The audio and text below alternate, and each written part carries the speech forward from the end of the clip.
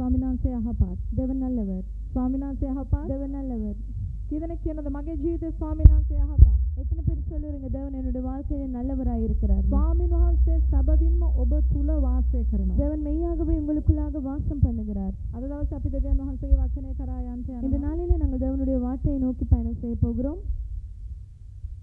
කීදෙනෙක් අද මාතෘකාවට සූදානම්ද? எத்தனை பேர் இன்றைய நாளிலே தலைப்புக்கு ஆயத்தமாய் இருக்கிறீர்கள்? මම ඔබට කියන්න කැමතියි நான் உங்களுக்கு சொல்ல விரும்புகிறேன். දෙවියන් වහන්සේ ඔබගේ ජීවිතේ යමක් කරන්න ඔබ උනාසේ සූදානම් වෙනකොට தேவன் உங்களுடைய வாழ்க்கையில ஏதேனும் ஒரு திட்டத்தை செய்ய அவர் ஆயத்தமாய் இருந்தால் ඔබ මහත් වූ පිපාසයෙන් උන්වහන්සේට ලං වෙන්න.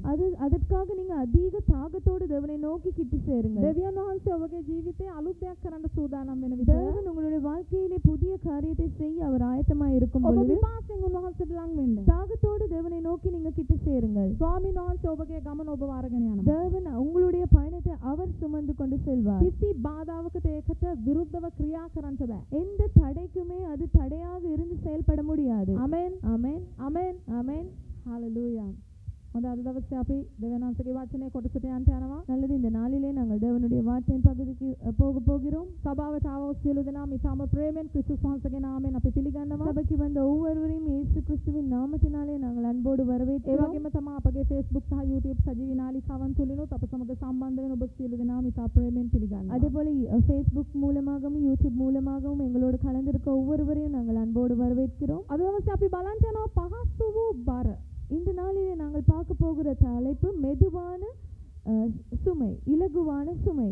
ඒ වගේම තමයි සැහැල්ලු වියගහ. அதாவது மெதுவான நுகமும் இலகுவான சுமையும். සැහැල්ලු වියගහ மெதுவான நுகமும் පහසු බර இலகுவான சுமையும். අපි පෙරලගමු මතේ පුතේ 11 වෙනි පරිච්ඡේදයේ 28 වෙනි පදයට. நாங்கள் வந்து எடுப்போம் மத்தேயு 11ஆம் அதிகாரம் 28, 29, 30. மத்தேயு 11ஆம் அதிகாரம் 28, 29, 30. වේස වෙන්නා වූ බර උසුලන්නා වූ සියල්ලනි මා වෙතට එන්න මම නුඹලාට සහනය දෙමි. මම සිතින් මොදුව යටත්ව සිටින බැවින් මාගේ වියගහ නුඹලා පිටට ගෙන මාගෙන් ඉගෙන ගනිල්ලා. එවිට නුඹලාගේ ආත්මවලට සහනය ලැබෙන්නේය. මක් නිසාද මාගේ වියගහ පහසුය මාගේ බරද සැහැල්ලුයයි කීසේක. வருத்தப்பட்டு பாரம் சுமக்கிறவர்களே, நீங்கள் எல்லோரும் என்னிடத்தில் வாருங்கள், நான் உங்களுக்கு இளைப்பாறுதல் தருவேன். நான் சாந்தமும் மனத்தாழ்மையுமாய் இருக்கிறேன். என் நுகத்தை உங்கள் மேல் ஏற்றுக்கொண்டு என்னிடத்தில் கற்றுக்கொள்ளுங்கள், அப்பொழுது உங்கள் ஆத்துமாக்களுக்கு இளைப்பாறுதல் கிடைக்கும். என் நுகம் மெதுவாயும் என் சுமை இலகுவாயும் இருக்கிறது என்றார். බලන්න මේ ස්ථානයේ දෙවියන් වහන්සේගේ වචනේ කියනවා பாருங்கள், இந்த இடத்துல தேவனுடைய வார்த்தை சொல்லுகிறது, වෙහෙස වෙන බර උසුලන සියල්ලනි. வருத்தப்பட்டு பாரம் சுமப்பவர்களே. ඇත්තටම ඉංග්‍රීසි බයිබලයේ බලනකොට මේ වෙහෙස වෙන බර උසුලන කියනකොට உண்மையாவே இங்கிலீஷ் பைபிள்ல சொன்னது வந்து ලේබර් වර්ක් කියන වචනේ දීලා තියෙනවා. லேபர் ஒர்க் என்ற வார்த்தையை ඒ சொல்லுகிறது. කියන්නේ අමාරු වැඩ බර වැඩ. அதாவது சுமையான வேலைகளை செய்கிறவர்கள். මම එළිදරව් වීමට යන්න කලින් நான் இந்த வெளிப்பாடுக்குள்ளாக போக මම முன்பதாக ඔබට කියන්න කැමතියි. நான் உங்களுக்கு சொல்ல விரும்புகிறேன். සමහර වෙලාවට අපි මේ පදේ පාවිච්චි කරනවා අපේ දුක, පීඩා, වෙහෙස, වේදනා. ඒ වගේ දේවල් දෙවියන් වහන්සේට ඉදිරිපත් කරන්න. நாங்க சில நேரம் எங்களுடைய வருத்தங்கள், பாரங்கள் அது எல்லாவற்றையும் இயேசுவுக்கு சொல்றதுக்கு அந்த வார்த்தையை நாங்க பயன்படுத்துறோம். සමහර විට මේ ස්ථානයේ ඔබ ප්‍රශ්න පිටින් ඇති. சில வேளை இந்த நேரத்தில் நீங்க பிரச்சனைகளோடு இருக்கலாம். සමහර විට ප්‍රශ්න නැතුව ඇති. சில வேளை பிரச்சனை இல்லாமல் கூட இருக்கலாம். හැබැයි පළවෙනියටම වෙහෙස වෙන්නා වූ බර උසුලනවා කියනකොට යේසුස් වහන්සේ කෙලින්ම උන්වහන්සේ ඉලක්ක කරලා කතා කරනවා. முதல்ல தேவன் இயேசுப்பா இந்த இடத்துல சொல்லுகிறது வந்து வருத்தப்பட்டு பாரம் சுமப்பவர்களே என்று சொல்லும்போது தேவன் டார்கெட் பண்ணி தேவன் அவர்களை மாற்றம் குறித்து சொல்லுகிறார். මහන්සි වෙන බර වැඩ කරන, அதாவது கடினமான உழைப்பில் இருக்கிறவங்க, அதாவது சுமக்க முடியாத சுமையை சுமந்து இருக்கிறவங்களை பற்றி இயேசுப்பா பேசுகிறார். ස්වාමීන් වහන්සේ කියනවා මා වෙතට එන්න. இயேசுப்பா தேவன் சொல்லுகிறார், என்னிடத்தில் வாருங்கள். කා වෙතටද සභාව? யாரு பக்கம் வர சொல்கிறாரு? මා වෙතට නෙවෙයි, என்னிடத்தில் அல்ல. යේසුස් වහන්සේ කියනවා මා වෙතට එන්න කියලා. இயேசு கிறிஸ்து சொல்லுகிறார், என்னிடத்தில் வாருங்கள். පළවෙනි එළිදරව් මම ඔබට දෙන්නම්. உங்களுக்கு நான் முதலாவது வெளிப்பாடை கொடுக்கிறேன். කම්මැලියන්ට යේසුස් වහන්සේ වෙතට යන්න බෑ.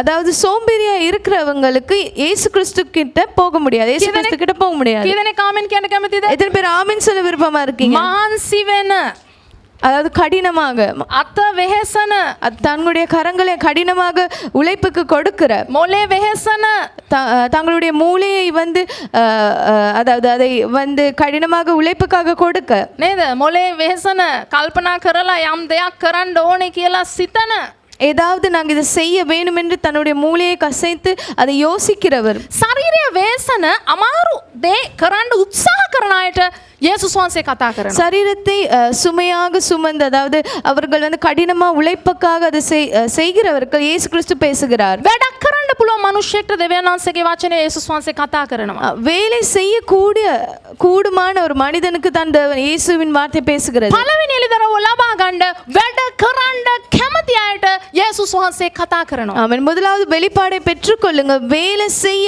ஆயத்தமாய் விருப்பமாய் இருக்கிறவர்களுக்கு தேவன் பேச விரும்புகிறார். මා විතර වරෙන් என்னிடத்தில் வாங்க, මම නුඹට සහනය දෙනවා. நான் உங்களுக்கு இளைப்பாறுதலை தருவேன். නමුත් සහනය කියනකොට අපි බලාපොරොත්තු වෙනවා. இளைப்பாறுதல் என்று சொல்லும்போது நாங்கள் எதிர்பார்க்கிறோம், අනේ දැන් මම මේ වැඩවලින් නවතින්න තමයි යන්නේ. ஐயோ நான் இந்த வேலையிலிருந்து நிப்பாட்ட போறேன், அதாவது இந்த வேலையிலிருந்து நான் நிறுத்த போகிறேன். දැන් ඉතින් මම මේ බර වැඩවලින් අයින් වෙලා මම දැන් සනසිල්ල නිදහසේ මුකුත් වැඩක් කරන්න නැතුව යන්න වෙන්න ඕනේ යන්නේ. இந்த வேலையில எல்லாம் விட்டு நான் வந்து சும்மா இருக்க போறேன், எந்த ஒரு வேலை இல்லாம சுமை இல்லாம இருக்க போறேன். ඒ යේසුස් වහන්සේ කියනවනේ මේ බර මගෙන් අයින් කරලා මාව මේකේ නිදහස් කරනවා. ஏசப்பா சொல்லுகிற இடத்துல இந்த சுமை என்னை விட்டு எடுத்து போடுறாரு, என்ன விடுதலையாக்குறேன்னு ஏசப்பா சொல்றாரு தானே? නෑ නෑ නෑ එහෙම නෙවෙයි, அப்படியே அல்ல. යේසුස් වහන්සේ இயேசு கிறிஸ்து ඔබව උන්වහන්සේ වෙතට කතා කරලා இயேசு கிறிஸ்து உங்களிடத்துல உங்ககிட்ட அதாவது இயேசு கிறிஸ்து கிட்ட அவரை அழைத்து உங்களை அழைத்து ඔබගේ වැඩ නවත්තන්න යනව නෙවෙයි.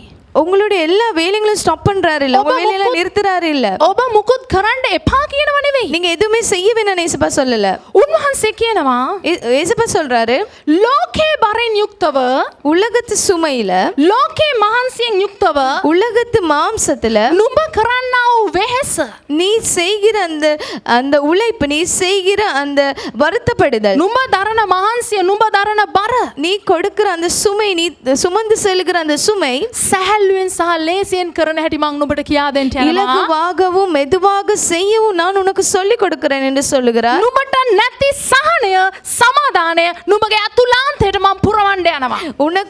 உனக்கு இல்லாத சமாதானமும் ரெஸ்டும் இளைப்பாறுதலும் உனக்குள்ளாக நான் தருவேன், உன்னுடைய உள்ளான இருதயத்துக்கு தருவேன் என்று தேவன் சொல்லுகிறார். ඔබ දේව ராஜ்‍යයට වේවා. நீங்க தேவனுடைய ராஜ்யத்துக்காக இருக்கட்டும், ඔබ ඔබගේ ජීවිතය උදෙසා වේවා. நீங்க உங்களுடைய வாழ்க்கைக்காக இருக்கட்டும். මේ වැඩ කරන එක අතහරින කාලය නෙවෙයි සබා. இந்த செயல்படுகிற அந்த வேலை செய்கிறதை விட்டுவிட்டது இல்ல, விட்டுவிட்டதான காலம் அல்ல சபையே. නමුත් වැඩ කරන ක්‍රමය සහ நீங்க செய்கிற அந்த வர்க் பண்ற மெத்தடும், වැඩ කරන අරමුණ වෙනස් වෙන කාලයයි මේක. நீங்க உங்களுடைய வர்க் பர்பஸே நீங்க சேஞ்ச் பண்ற டைம் தான் இது. ඔබ අල්ලගත්තද? நீங்க அதை பெற்றுக்கொண்டீங்களா? අපි වැඩ නවත්තන්න යන්නේ. நாங்க வேலையில நிப்பாட்ட போறது இல்ல. හැබැයි වැඩ කරන ක්‍රමය සහ ஆனால் நாங்க வேலை செய்யற முறையையும் වැඩ කරන අරමුණ අපි වෙනස් කරන්න. நாங்க வேலை செய்கிற நோக்கத்தையும் நாங்கள் மாத்த போகிறோம். ඔබ ලෑස්තිද? நீங்க ஆயத்தமா இருக்கிறீங்களா? ඔබ ලෑස්තිද? நீங்க ஆயத்தமா இருக்கிறீங்களா? මේ ස්ථානයේ කතා කරන රහස මම අද ඔබත් එක්ක බෙදා ගන්නවා. நான் இந்த இடத்துல உங்களோட இந்த ரகசியத்தை பகிர்ந்து கொள்ள போகிறேன். ස්වාමීන් වහන්සේ මේක ඉංග්‍රීසි බයිබලයේ කියනවා I will give you rest. මම ඔබට සහනය දෙනවා. ஆங்கிலம் பைபிள்ல சொல்லுகிறது, நான் உங்களுக்கு இளைப்பாறுதலை தருவேன். මම දෙන සහනය நான் உங்களுக்கு கொடுக்கிற இளைப்பாறுதல் ලෝකයේ දෙන ආකාරයට නෙවෙයි. உலகம் தருவது போல அல்ல. ඒ වගේම அதே போல 29 වෙනි පදේ කියනවා 29ஆம் வசனம் சொல்லுகிறது, මම සිතින් මෘදුව යටහත්ව සිටින බැවින් මාගේ වියගහ නුඹ පිටට ගෙන. මෙන්න ඊළඟ වචනේ. அடுத்த வார்த்தை, நான் சாந்தமும் மனத்தாழ்மையுமாய் இருக்கிறேன். කොහොමද අපි වැඩ කරන ක්‍රමය වෙනස් කරන්න යන්නේ? எப்படி நாங்கள் வேலை செய்கிற மெத்தட நாங்க மாத்துறது, வேலை செய்கிற முறையை மாத்துறது எப்படி? කොහොමද අපි වැඩ කරන ක්‍රමය සහ වැඩ කරන අරමුණ වෙනස් කරන්න යන්නේ? நாங்கள் எப்படி வேலை செய்கிற அந்த மெத்தட நாங்க எப்படி மாத்துறது? උන්වහන්සේ කියනවා මගේ වියගහ නුඹ පිටට ගෙන. என்னுடைய நுகத்தை நீ உண்மையில் சுமந்து கொள் என்று அவனுடைய வார்த்தை சொல்லுகிறது. මගේ වියගහ නුඹ පිටට ගෙන. என்னுடைய நுகத்தை சுமந்து கொள் என்று சொல்லுகிறது. උන්වහන්සේ කියනවා මම සිතින් මෘදුයි යටහත්. நான் சாந்தமும் மனத்தாழ்மையுமாய் இருக்கிறேன். ස්වාමීන් වහන්සේ කියනවා මම සිතින් මෘදුයි යටහත්. நான் சாந்தமும் மனத்தாழ்மையுமாய் இருக்கிறேன். මගෙන් ඉගෙන ගනින්. என்னிடத்தில் கற்றுக்கொள். වැඩ කරන ක්‍රමය. இதுதான் வேலை செய்கிற மெத்தட், வேலை செய்கிற முறை. දැන් ඔබ කී දෙනෙක් වෙනස් වෙන්න යනවද? இப்போ எத்தனை பேர் இதுக்காக நீங்க சேஞ்ச் ஆக போறீங்க, இல்லாட்டி மாற்ற போறீங்க? நல்ல ஞாபகம் வச்சுக்கொள்ளுங்க. මාගේ වියගහ නුඹ පිටටගෙන என்னுடைய நுகத்தை நீங்க எடுத்து මෙතන කෙලින්ම කතා කරනවා සභාව இங்க இந்த இடத்துல டைரக்டாவே ஒரு பாயிண்ட் பேசப்படுது, වියගහ ගැන. நுக. කී දෙනෙක් කැමතිද වියගහට? எத்தனை பேர் ஆசையா விருப்பமா இருக்கிறீங்க நுகம்? ඔබ ටිකක් මට උදව් කරන්න මේ වෙලාවේ. இப்போ இது கொஞ்சம் எனக்கு ஹெல்ப் பண்ணுங்க. උදව් කරන්න. இப்போ கொஞ்சம் எனக்கு ஹெல்ப் பண்ணுங்க. ඔබට මට කියන්න ඔබ කී දෙනෙක් වියගහට කැමතිද? எத்தனை பேர் நுகத்துக்கு விருப்பம்? දන්නවද? දැකලා තියෙනවද වියගහ? நுகம் யாராவது கண்டிருக்கீங்களா? කී දෙනෙක් දැකලා තියෙනවද වියගහ? எத்தனை பேர் கண்டிருக்கீங்க நுகம்? ගක් අය ලංකාවේ නෙවෙයිනේ. අපි කුඹුරු කරන ජාතියක්. අපි වවාගෙන කන, හාරගෙන කන නේද? ඉල්ලගෙන කන ජාතියක්ද? நாங்க விவசாயம் செய்கிற ஆட்கள். රයිට්. නේ අර ගොනාගේ කරේ පිටේ බැඳලා ගොම්බානක් දාලා මෙතන කතා කරන්නේ දෙන්නෙක්, සත්තු දෙන්නෙක් නැත්තම් මුර්ගයෝ දෙන්නෙක් දාලා බර අදින පිණිස තැබුවා වූ කරට උරට සම්බන්ධ ලොකු உபகரணம். උපකාරයක් නැත්නම් උපකරණයක්. அதாவது நுகமானது வந்து ரெண்டு மிருகங்களை வச்சு சுமக்கிறதுக்கு வைக்கிற ஒரு கருவி தான் நுகம். ඔබ වියගහ දැක්කේ නැත්නම් අද එළිදරව් ඔබට නැහැ. நீங்க நுகம் கண்டு இல்லாட்டி உங்களுக்கு அந்த வெளிப்பாடு உங்களுக்கு புரியாது. ඒ නිසා කරුණා කරලා මට සහයෝගය දක්වන්න වියගහ දැකලා තියෙන අය පොඩ්ඩක් අත උස්සන්න. நுகம் கண்டிருக்கவங்க கரங்களை உயர்த்துங்க. නේද? අර බර අදිනකොට සත්තු දෙන්නගේ කරේ තියලා තද කරනවා මේ මේ පොල්ලක් නැත්තම් කඳක් වගේ එකක්. அதாவது அந்த நுகத்தில் வந்து அந்த ரெண்டு மாடு இருக்கும்போது அந்த மாடின் மேலே வந்து முதுகில் வைப்பாங்க ஒரு மரக்கட்டை. right. දැන් බලන්න ස්වාමීන් වහන්සේ කියනවා தேவன் சொல்லுகிறார், මේ මගේ වියගහ තියෙනවා, என்னுடைய நுகம், මාගේ වියගහ, என்னுடைய நுகம், නුඹ පිටටගෙන, என்னுடைய நுகத்தை நீ சுமர். දෙන්නෙක් අදින්න ඕන එක ස්වාමීන් වහන්සේ කියනවා මේක මගේ කරේ තියෙන්නේ, මාගේ වියගහ. ரெண்டு பேர், அதாவது ரெண்டு பேர் சப்போர்ட் பண்ணி எடுக்க வேண்டிய அந்த நுகத்தை නුඹ පිටට අරගෙන, என்னுடைய நுகத்தை நீர் உண்மையில் எடுத்து මාගෙන් උඹ ඉගෙන ගනි. என்னிடத்தில் கற்றுக்கொள் என்று சொல்லுகிறார். එවිට නුඹගේ මනසට, මෙතන ආත්මයට කියලා තියෙන සිංහල බයිබලයේ එක වැරදි, එවිට නුඹේ මනසට சஹனே லபேய். இந்த இடத்துல ஆத்துமாக்கு என்று சொல்லப்படும், ஆனால் உண்மையாகவே மனதின் தான் வரணும். அப்பொழுது உங்கள் மனதிற்கு இளைப்பாறுதல் கிடைக்கும். මම මේ සහෝදරි මට උදව් කරයි කියලා හිතන කමන්නේ නේ මම වැල්ලුවට. right. දැන් බලන්න යේසුස් වහන්සේගේ කරේ තියෙන වියගහ, இயேசு கிறிஸ்து மேல இருக்கிற அந்த நுகம் උන්වහන්සේ තබන්න කැමති වෙනවා. அவரு அப்படி வைக்க விருப்பப்படுறார். මම මේ උස්සන වියගහ නුඹ පිටට අරගෙන, நான் சுமக்கிற இந்த நுகத்தை உண்மையது வைத்து, එතකොට නුඹ තනියෙන් නෙවෙයි, நீ தனியாக இல்லத செய்யற, මම සිතින් මුදුව යටහත් උඹට මං උගන්වන්නට යනවා. நான் சாந்தமும் மனத்தாழ்மையாயும் இருக்கிறது போல නුඹ කැමතිද මේ වියගහ නුඹ පිටට අරගන්න? நான் உனக்கு கற்றுக்கொள்ள போகிற நீ ஆயத்தமா விருப்பமா அதை ஏற்றுக்கொள்ள. මම උගන්වන්නට යනවා කොහොමද මේ වියගහ නුඹ අරගෙන යන්නේ? நான் உனக்கு சொல்லி கொடுக்க போகிறேன், நீ இது இந்த நுகத்தை எப்படி சுமந்து போகிறது. හැබැයි වෙනස මොකක්ද කියනවා නම්, ஆனால் வித்தியாசம், அதாவது என்ன வித்தியாசம் என்றால், මගේ වියගහ, என்னுடைய நுகம் පහසුයි. இலகுவாக ඔබ இருக்கும். හිතන තැනේ යේසුස් වහන්සේ ගිය ගමන මටත් යන්න, එයාගේ වියගහ මගේ කරලා දාලා ෂේප් එකේ මාව ඇදගෙන යන්න යනවද? நினைக்கிறதா இருக்கும் வந்து, ஐயோ ஏசப்பா போன பயணமே நாங்களும் போனோம், அவருடைய நுகத்தை நாங்கள் சுமந்துட்டு போனோம், இதைத்தான் அவர் எனக்கு செய்ய போறான்னு நாங்கள் நினைக்க கூடும். නමුත් උන්වහන්සේ කියනවා ඒක පහසුයි. ஆனால் தேவனுடைய வார்த்தை இயேசு கிறிஸ்து சொல்லுகிறார், இது இலகுவாக இருக்கும். මේ වියගහේ බර සැහැල්ලුයි. இந்த நுகமானது மெதுவாயிருக்கும். එහෙමනම් පහසු වියගහ, மெதுவான நுகமும் සැහැල්ලු බර, இலகுவான சுமையும், පහසු වියගහ, மெதுவான நுகமும் සැහැල්ලු බර இலகுவான சுமையும் ක්‍රිස්තුස් වහන්සේත් එක්කලා ඔබ අරගෙන යන්න යනවා. கிறிஸ்து இயேசு கிறிஸ்துவோட நீங்க அதை சுமந்து செல்ல போகிறீங்க. ඔබ කැමතිද? நீங்க விரும்புகிறீங்களா? ඔබ කැමති වෙනවා නම් நீங்க அதற்கு ஆசைப்படுறீங்களா இருந்தா, උන්වහන්සේ මේ ස්ථානයේ ආරාධනාවක් කරනවා. தேவன் இந்த இடத்துல ஒரு இன்விடேஷன் இல்லாட்டி ஒரு ஆராதனை கொடுக்கிறார். මෙතන ඉංග්‍රීසියෙන් කියනවා පාර්ට්නර්ෂිප් ඇන්ඩ් ගයිඩන්ස්. පාර්ට්නර්ෂිප් සහයෝගීකමේ සම්බන්ධතාවය. அதாவது பார்ட்னர்ஷிப் அண்ட் கைடன்ஸ். මේ වියගහ இந்த நுகம் සහයෝගීතාවය කතා කරනවා. இந்த நுகம் வந்து சப்போர்ட், அதாவது சப்போர்ட்டை பற்றி கதைக்குது. සහයෝගයෙන් අපි දෙන සහයෝගයෙන් වැඩ කරනවා. ஒத்துமையா, அதாவது ஒத்துழைச்சு வேலை செய்யறது பற்றி கதைக்கிறது. මේ වියගහ මඟ පෙන්වීම කතා කරනවා. இந்த நுகம் வழிநடத்தலை குறித்து கதைக்கிறது. හුඟක් ගොඩක් අයගේ කරමත ක්‍රිස්තුස් වහන්සේ තබපු වියගහ නැහැ. அநேகருடைய தோள்களிலே கிறிஸ்து இயேசு வைத்த நுகம் இல்லை. ඒ පහසු වියගහ නැහැ.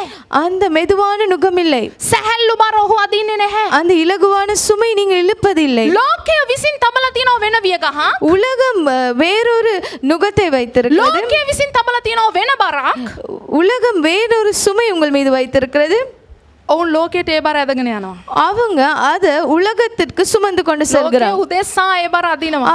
அவங்க உலகத்துக்காக அதை சுமந்து கொண்டு செல்றாங்க. ලෝකය උදෙසා ඒ වියගහ උස්සලනවා. அவங்க அந்த உலகத்துக்காக அந்த நுகத்தை சுமக்குறாங்க. නමුත් උන්වහන්සේ කියනවා ஆனால் தேவனுடைய வார்த்தை சொல்கிறது, தேவன் ඒ බර சொல்கிறார், උස්සලන්න එපා. நீங்க அந்த சுமையை சுமக்க வேணாம். නුඹ මා උදෙසා නැගිටින්න ඕන. நீ எனக்காக எழுந்திரு என்று சொல்கிறார். මම ඔබට කියන්නම් நான் உங்களுக்கு சொல்றேன், ඔබ කන්න එපා බොන්න එපා රස්සාව කරන්න එපා නෙවෙයි මේක කියන්නේ. நான் என்ன சொல்றேன்னா சாப்பிட வேணாம், குடிக்க வேணாம், உடுக்க வேணாம், வேலை செய்ய வேணாம்னு நான் சொல்லல. ඔබගේ ජීවිතයේ දෙවියන් වහන්සේ තබපු සියලු දේ ඔබ කරන්න ඕන. தேவன் உங்களுடைய வாழ்க்கையில வைத்த ஒவ்வொரு காரியத்தையும் நீங்க செய்ய வேணும். නමුත් ඔබ කරන ක්‍රමය සහ අරමුණ වෙනස් කරන්න ஆனா ඕන. நீங்க செய்ய வேண்டிய மெத்தடும் நீங்க செய்ய வேண்டிய பர்பஸையும் சேஞ்ச் பண்ண வேணும். ඔබ දන්නවද உங்களுக்கு தெரியுமா, යේසුස් වහන්සේත් එක්කලා இயேசு கிறிஸ்துவோடு මේ වියගහ අදින්න නම් இந்த நுகத்தை இழுப்பதற்கு ඔබ දන්නවද උන්වහන්සේ ඔබ මත තබන මේ බර ඔබ අරගෙන යන්න නම් இயேசு கிறிஸ்து உங்கள் மீது வைக்கிற அந்த சுமையை நீங்க சுமந்து கொள்ள செல்ல வேணுமென்னா පළවෙනියට උන්වහන්සේත් එක්ක තියෙන සම්බන්ධතාවය ඔබට අවශ්‍යයි. முதலாவது நீங்க தேவனோடு வைக்கிற அந்த உறவு, தேவனோடு வைக்கிற அந்த கனெக்ஷன் ரொம்ப முக்கியம். ඔබ දන්නවද ඔබ උන්වහන්සේ තබපු වියගහ ඔබගේ කරට ගත්තා කියන එකේ සලකුණ තමයි தேவன் உங்கள் மீது வைத்த அந்த நுகத்தை நீங்க ஏற்றுக்கொண்டீங்க, அதை நீங்க சுமக்குறீங்கன்றதுக்கான ஒரு சைன் வந்து, அதாவது ஒரு அடையாளம் தான். ඔබ පහසුවෙන් සහ සැහැල්ලුවෙන් ඔබ යන්න යනවා. நீங்க மெதுவாகவும் இலகுவாகவும் பயணம் செய்ய போவீங்க. කිදෙන්ට ආමෙන් කියන්න පුළුවන්ද? මම පහසුවෙන් යන්න යනවා. நான் மெதுவாக இலகுவாக பயணம் போக මම போகிறேன். සැහැල්ලුවෙන් යන්න යනවා. நான் மெதுவா இலகுவாக போக போகிறேன். ක්‍රිස්තුස් වහන්සේ කැමති වෙනවා උන්වහන්සේත් එක්කලා මම මේ ගමන යන එකට. இயேசு கிறிஸ்து விருப்பமா இருக்கிறார், அவர் வந்து விரும்புகிறார் நான் இந்த பயணத்தை அவரோடு கூட போவதற்கு. අනික උන්වහන්සේගේ බර කියනකොට දේ වචනේ පැහැදිලි කරනවා. தேவனுடைய சுமை என்று சொல்லும் பொழுது இந்த இடத்துல தேவனுடைய வார்த்தை பேசுகிறது. ඒකට බර්ඩන් නැත්තම් ඇතුලාන්තෙන් එන්නා වූ බරක් ගැන තමයි ඒක කතා කරන්නේ. உள்ளான சுமையை குறிக்கிறது பேர்டனாக. බර්ඩන් කියන වචනේ. பேர்டன் என்ற வார்த்தை. ලෝකේ ඔබ මත බර තබනවා. உலகம் உங்கள் மீது சுமையை வைக்கிறது. නමුත් යේසුස් වහන්සේගේ බර කියනකොට ඒක ඔබගේ ඇතුලින් එන්නා වූ දෙයක්. ஆனால் இயேசு கிறிஸ்துவின் சுமை என்று சொல்லும் பொழுது அது உங்களுக்குள்ளாக இன்டர்னலா வருகிற ஒரு விஷயம். උන්වහන්සේ ඔබ මත තබන ඒ බර ඉතා සැහැල්ලුයි කියලා දේවචනේ කියනවා නම් தேவன் உங்கள் மீது வைக்கிற அந்த சுமை மிகவும் இலகுவாக இருக்கும் என்று சொன்னால், ඒ වගේම තමයි දේව වචනය පෙන්නුම් කරනවා. தேவனுடைய வார்த்தை குறித்து சொல்லுகிறது. ඔබ කියවන්න අවශ්‍ය නැහැ 1 யோவான் 5:3. நீங்கள் வாசிக்க அவசியமில்லை. 1 யோவான் 5:3 උන්වහන්සේගේ ආඥාව බර නැහැ. தேவனுடைய கற்பனைகள் சுமையாக இல்லை என்று சொல்லுகிறது. උන්වහන්සේගේ ආඥාව උන්වහන්සේගේ ආන බර නැහැ. தேவனுடைய கற்பனைகள் பாரமாக இல்லை என்று வார்த்தை දැන් சொல்கிறது. ඔබ දන්නවද ඔබ එක් එක්කෙනාගේ ජීවිතේ දෙවියන් වහන්සේ තබලා තියෙනවා යම් කිසි සැලැස්මක්. உங்களுக்கு தெரியுமா, உங்கள் ஒவ்வொருவருடைய வாழ்க்கையிலும் தேவன் ஒரு திட்டத்தை வைத்திருக்கிறார். ඒ බර උන්වහන්සේ ඔබට මාම්සිකව ලෝකෙන් දෙන බර ආකාරයට දෙන්නේ නැහැ. அந்த திட்டத்தின் சுமை வந்து மாம்ச ரீதியாக உலகத்தில் கொடுக்கிற அந்த சுமை போல இருக்காது. ඔබ තුල තිබෙන බර නැත්තම් ඒක උන්වහන්සේ සැහැල්ලු දෙයක් විදියට ඔබ තුල තබන්න යනවා. உங்களிடத்தில் அந்த வைக்கிற அந்த சுமை மெதுவாக இலகுவாக தேவன் வைக்கிறார். උන්වහන්සේගේ වියගහ පහසුයි. அவருடைய நுகம் மெதுவாக இருக்கிறது. උන්වහන්සේත් එක්කලා අපි මේ වියගහ අදින්න යනවා. தேவனோட கூட நாங்கள் இந்த நுகத்தை சுமந்து போக போகிறோம். උන්වහන්සේගේ බර ඉතා සැහැල්ලුයි. அவருடைய சுமை இலகுவாக இருக்கிறது. ඔබ දන්නවද යම් කිසි කෙනෙක් වෙහෙසින් යුක්තව බර අදිනවා නම් யாராவது கஷ்டப்பட்டு வாரத்தோடு அந்த சுமையை சுமப்பார்களானால், සැහැල්ලුවක් නැතුව ඔහුගේ ජීවිතය හො යනවා නම් இலகுவாக இல்லாமல் கஷ்டப்பட்டு கடினமாக அவங்களுடைய வாழ்க்கையை அவர்கள் இழுத்துக்கொண்டு செல்கிறார்கள், சுமந்து கொண்டிருக்கிறார்கள்னா ඒකෙන් පෙන්වන්නේ ක්‍රිස්තුස් වහන්සේ දුන්නු සහනය සහ සමාදානය නැමැති වියගහ බර ඔහු පිට නැහැ කියන එක. அதாவது அது அவங்க வந்து இயேசு கிறிஸ்து கொடுத்த அந்த மெதுவான நுகமும் இலகுவான இருக்கிற அந்த சுமையும் தேவனிடத்தில் அவங்க சுமந்து கொண்டு போகவில்லை என்று சொல்லுகிறது. ඔබ බලන්න 2 කොරින්ති 5:4-5 පද. ඔබ ශාරීරිකව මානසිකව බර වෙන්න අවශ්‍ය නැහැ. 2 கொரிந்தியர் 2 කොරින්ති මේ කූඩාරමේ සිටින්නා වූ අපි බර උසුලමින් කෙඳිරි ගාමුව මක් නිසාද පැළඳීම අහක දමන්ට නොව මරණීය වූ එක ජීවනයේ ගිලිනු ලබන පිණිස අප පළඳිනු ලබන්ට කැමැත්තුමුව. ඉදින් මේ නිස්පිනිස අපි පිළියෙල කළේ දෙවියන් වහන්සේය. උන්වහන්සේ ආත්මයන්න් වහන්සේ නැමැති අත්තිකාරම අපට දුන්සේක. ஆமென். 2 கொரிந்தியர் 5ஆம் அதிகாரம் 4ஆம் வசனம் 5ஆம் இந்த வசனம். கூடாரத்தில் இருக்கிற நாம் பாரம் சுமந்து தவிக்கின்றோம். இந்த போர்வையை களைத்து போட வேண்டுமென்று விரும்பாமல் மரணமானது ஜீவனாலே விழுங்கப்படுவதற்காக போர்வை தரித்தவர்களாயிருக்க வேண்டுமென்று விரும்புகின்றோம். இதற்கு நாம் ஆயத்தப்படுகிறவர் தேவனே. ஆவி என்னும் அச்சாரத்தை நமக்கு தந்தவரும் அவரே. යස් දැන් මෙතන කියනවා මේ කූඩාරමේ සිටින අපි இந்த கூடாரத்தில் இருக்கிற நாம் කොයි කූඩාරමේ සිටින අපි எந்த සභාව கூடாரத்தில் சபையே ශරීරය නැමැති කූඩාරමේ ඉන්න අපි சரீரமான கூடாரத்திலே බර උසුලනවා நாங்கள் பாரங்களை சுமக்கிறோம், කෙඳිරි ගානවා. நாங்கள் வேதனைப்படுகிறோம். හැබැයි ஆனால் මේ తాවකාලික එක இந்த டெம்பரரியா இருக்கிற இந்த இடம் ජීවනයට පැමිණෙන්න අවශ්‍යයි. ஜீவனுக்கு வர அவசியமாய் இருக்கிறது. ඒකට අපි පැළඳ ගන්න ඕන. அதற்கு நாங்கள் அணிந்து கொள்ள வேண்டும். අපි පැළඳ ගන්න ඕන. நாங்கள் அதை அணிந்து கொள்ள வேண்டும். දැන් අපි පැළඳ ගන්න කැමති නොවී සිටිය නොයුතුයි. நாங்கள் அதை நாங்கள் அணிந்து கொள்ளாம இருக்கக்கூடாது.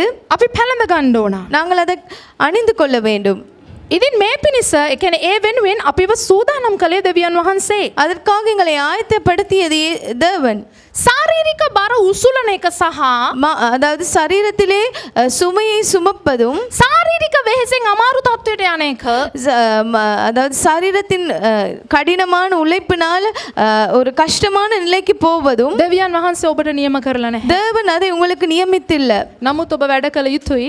நீங்க வேலை செய்ய வேண்டும். හැබැයි ඔබ දුකසේ ඔබ අමාරු තත්වෙන් ස්වාමීන් වහන්සේ ඉදිරියේ වැටී යන එක උන්වහන්සේ කැමැත්ත නෙමෙයි. கடினமாக கஷ்டமாக வேலை செய்ய வேணும், தேவனிடத்தில் விழுந்து நீங்க அந்த வேலை நிமித்தம் தேவன் முன்பதாக விழுந்து போறது தேவனுடைய விருப்பம் அல்ல. මේ ස්ථානයේ කියන අපගේ මානසික තත්වය තමයි අපව බරට පත් කරන්නේ. இந்த இடத்துல சொல்கிறது எங்களுடைய மாம்சமே எங்களை சுமக்கிற அந்த சுமையாக மாற்றுகிறது. මේ මානසික ශරීරයෙන් අපි දරා ගන්නා බර இந்த மாம்ச சரீரத்தில் நாங்கள் சுமந்து கொள்கிற இந்த பாரத்தை ක්‍රිස්තුස් වහන්සේගේ ජීවනයෙන් එක ගිලින්ට ඕනේ කියලා දේව වචනේ කතා කරන සභාව. இயேசு கிறிஸ்துவின் ஜீவனாலே அது விழுங்கப்பட வேண்டும் என்று தேவனுடைய வார்த்தை சொல்கிறது. ඒ වෙනුවෙන් ඔබවත් මාවත් දෙවියන් වහන්සේ සූදානම් කරලා තියෙනවා කියලා දේව அதுக்காகவே වචනේ உங்களை කියනවා. என்னையும் தேவன் ஆயத்தப்படுத்தி இருக்கிறார் என்று தேவனுடைய வார்த்தை சொல்கிறது. ඒ සූදානම් කිරීම උදෙසා அந்த ஆயத்தத்துக்காக සුද්ධාත්මයන් වහන්සේව ඔබටත් මටත් උන්වහන්සේ දීලා තියෙනවා කියලා பரிசுத்த කියනවා. ஆவியானவரை தேவன் உங்களுக்கும் எனக்கும் கொடுத்துள்ளார். සුද්ධාත්මයන් වහන්සේ කොයි ස්ථානයේ ක්‍රියා කරනවද? பரிசுத்த ஆவியானவர் எந்த இடத்துல செயல்படுகிறாரோ ඒ ස්ථානයේ යේසුස් ක්‍රිස්තුස් වහන්සේගේ වියගහේ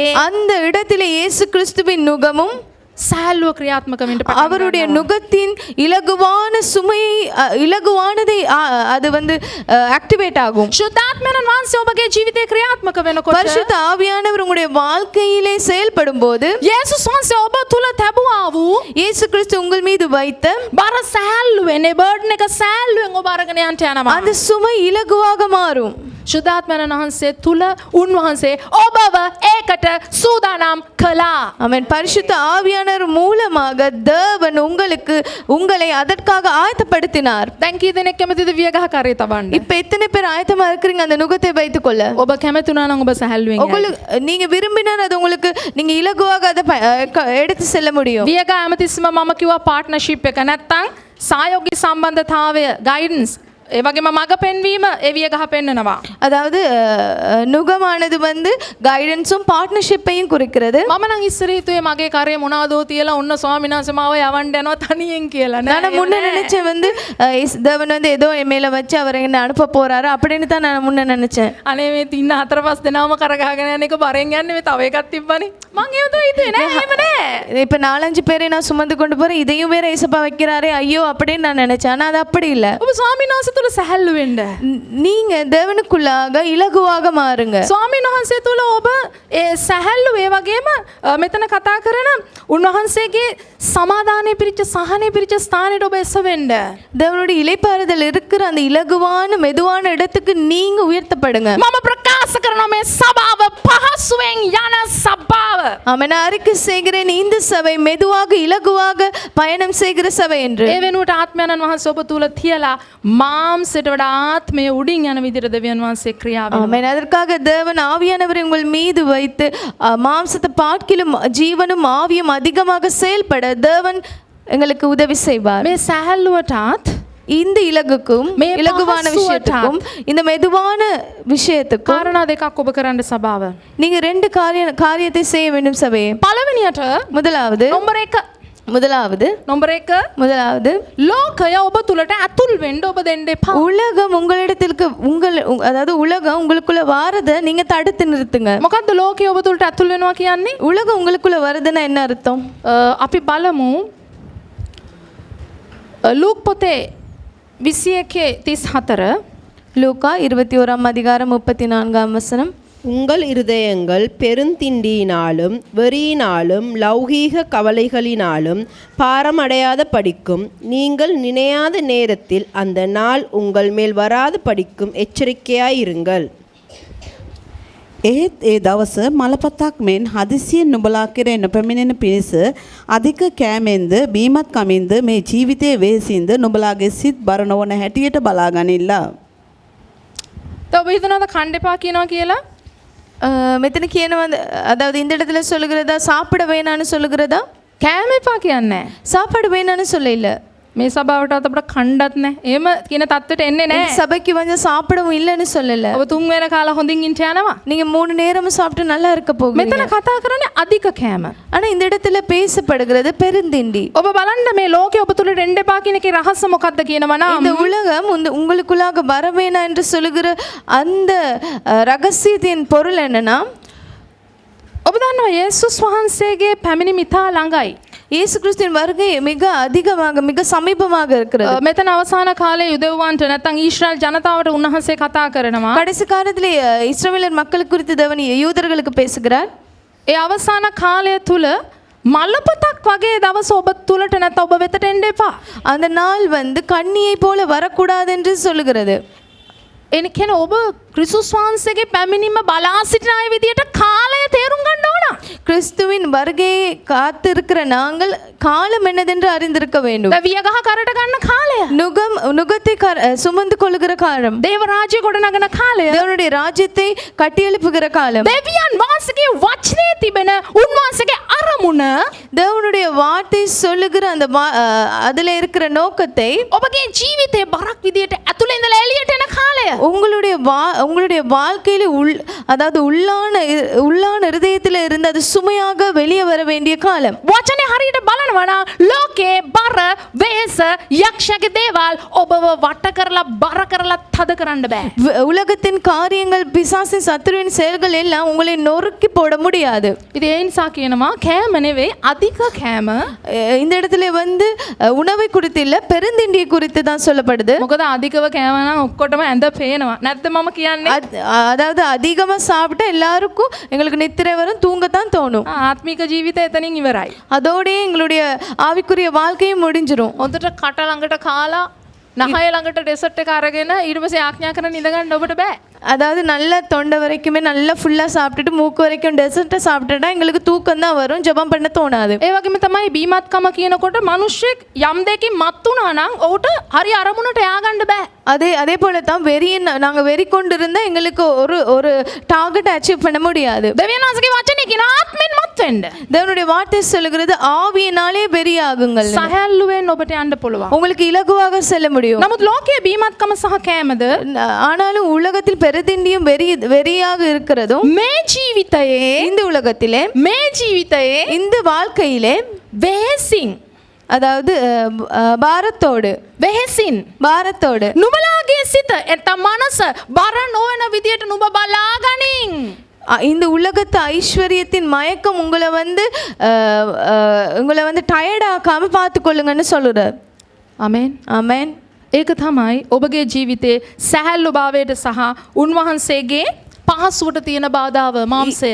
இதுதான் தேவனுடைய நுகத்துக்கும் இலகுவாக அவருடைய நுகத்தை சுமக்கிறதற்கும் தடையா இருக்கிறது. ලෝකේ ඔබ තුලට ආවනම් உலகம் உங்களுக்குள்ளாக வந்து விட்டா ඔබ අවශ්‍ය නැති සම්බන්ධතා ගොඩනගා நீங்க ගන්න. தகாத உறவுகளோட நீங்க உறவு கொள்ள ஆரம்பிப்பீங்க. මනුෂ්‍යගේ ජීවිතේ අවශ්‍ය නැති පුරුදු ඇතුල් වෙයි. மனிதனுடைய வாழ்க்கையிலே தேவையற்ற பழக்க வழக்கங்கள் வரும். අවශ්‍ය නැති ස්ථානවල ඔහු කාලය ගත කරයි. தேவையில்லாத இடங்களுக்கு காலத்தை செலவழிப்பார். ස්වාමීන් වහන්සේ එනවද ඇවිල්ලා ගියාද එන්න යනවද මුකුත් ඔහු දන්නේ නැහැ. இயேசு கிறிஸ்து வருவாரா, இயேசு கிறிஸ்து வந்துட்டு அவர் திரும்ப போய் சென்று விட்டாரான்னு கூட யாருக்குமே தெரியாது. සැහැල්ලුවෙන් පහසුවෙන් දෙවියන් වහන්සේගේ අරමුණ අරගෙන යන්නේ පුද්ගලයාට බෑ. மெதுவாகவும் இலகுவாகவும் தேவனுடைய நோக்கத்தை சுமந்து செல்ல அந்த மனிதனுக்கு முடியாது. නම්බර 2 පාපයට ඉඩ දෙන්න එපා. இரண்டாம் காரணம் பாவம். பாவத்துக்கு இடம் கொடுக்காதீர்கள். මාංශයට ඉඩ දෙන්න එපා. மாம்சத்துக்கு இடம் கொடுக்காதீர்கள். ඔබ බලන්න 2 තිමෝති 3:6. நீங்கள் பாருங்கள், 2 திமோத்தேயு 3ஆம் அதிகாரம் 6ஆம் வசனம். 2 තිමෝති 3:6.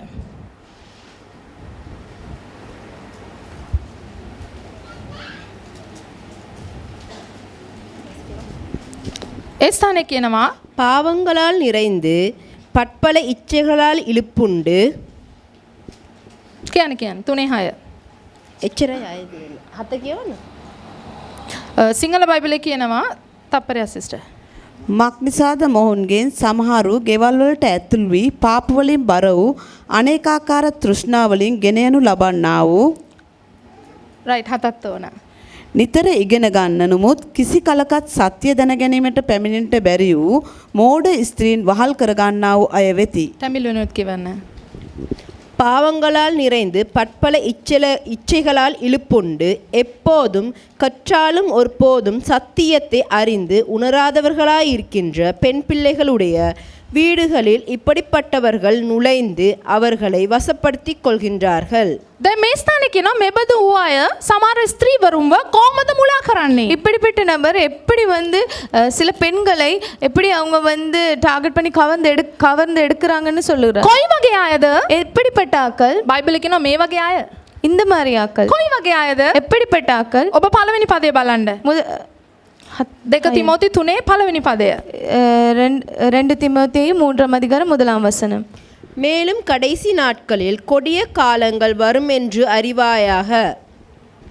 නමුත් අන්තිම දවස්වලදී අන්තරා සහිත කාලවල් පැමිණෙන බව දැනගන්න. 2 මක්නිසාද මනුෂ්‍යයෝ තමන්ටම ප්‍රේම කරන්නෝව, මුදලට ප්‍රේම කරන්නෝව, පාරට්ටු කරගන්නෝව, උදාරම්කාරයෝව, අපහාස කරන්නෝව, මව්පියන්ට අකීකරු වන්නෝව, ස්තුතිවන්ත නොවන්නෝව, අභක්තිකයෝව. අපි එතනින් නවතිමු. 2 විතරක් කියවන්න සිස්ටර්. මේක ඉවර වෙන්නේ නැහැ සභාව. ඔබගේ බයිබලයේ 3 4 පද වෙනකම්ම තියෙනවා. කොයි වගේ මිනිස්සුද මාංශයට ඉඩ දෙන්නේ? மாம்சத்துக்கு எப்படிப்பட்டவர்கள் இடம் கொடுப்பார்கள்னு 2 திமோத்தேயு 3ஆம் அதிகாரம் வசனத்துல சொல்லப்படுது. எப்படியெனில் மனுஷர்கள் தற்பிரியராயும் பணப்பிரியராகவும் வீம்புக்காரர்களாகவும் அகந்தையுள்ளவர்களாகவும் தூஷிக்கின்றவர்களாகவும் தாய் தகப்பன்மாருக்கு கீழ்ப்படியாதவர்களாகவும் நன்றி அறியாதவர்களாகவும் பரிசுத்தம் இல்லாதவர்களாகவும். සභාවට දෙවියන් වහන්සේ කියනවා சபைக்கு தேவன் சொல்லுகிறார், ඔබ බලන්න මේ 3 4 පදවලත් 3-4 பதைகள், அதாவது வார்த்தைகளிலும் ඒ වගේම வசனங்களிலும் 5 වෙනි පදෙත් පැහැදිලිව කියනවා. அதே மாதிரி 5ஆம் வசனத்திலும் சொல்லுகிறது, දේව භක්තියේ වේශ්‍ය දරන නමුත් ඒ කියන්නේ දේව භක්තියේ ස්වභාවය පිටස්තරෙන් දරන නමුත් தேவ பக்தியாக அவர்கள் காணப்பட்டாலும் නමුත් ඒකේ බලය அதுல வல்லமையை, බලය அந்த வல்லமையை, ඔබ කියන්නේ බලය நீங்க சொல்லுங்க வல்லமையை, බලය එපා කරන පුද්ගලයෝ அந்த வல்லமையை வேணான்னு சொல்லுகிறவர்கள் රැවටිලිකාර පුද්ගලයෝ அவர்கள் மாயையா இருக்கிறாங்க. මේ අවසාන කාලේ නැගිටින්න යනවා. இந்த கடைசி காலத்துல அவங்க எழும்பி, ඔබ හිතනවද මේක ලෝකයට කතා කරනවා කියලා? நீங்க நினைக்கிறீங்களா இது உலகத்துக்கு குறித்து பேசுகிறது என்று? නෑ, සුදු සභාවට තමයි කතා இல்ல, කරන්නේ. இது சபைக்கு தான் தேவன் பேசுகிறார். ඔබ දන්නවද යක්ෂයා සභාවට රිංගන්න පුළුවන්ද බැරිද?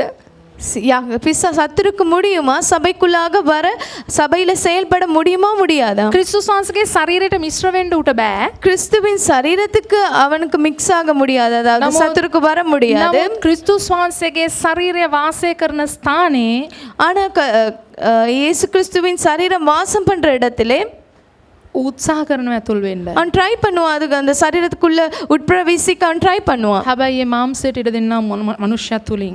அது அந்த அந்த அந்த ட்ரை பண்றது வந்து மாம்சத்துல செயல்படுகிற மனுஷன் மூலமாக. අපි වැරදි සලකුණු අපගේ ජීවිතෙන් පෙන්වන්න අවශ්‍ය නැහැ සභාව. நாங்கள் பிழையான காரியங்களை எங்களுடைய வாழ்க்கையில நாங்க காட்ட அவசியம் இல்லை சபையே. යම් කිසි කෙනෙක් මාംසයට ඉඩ දෙනවද?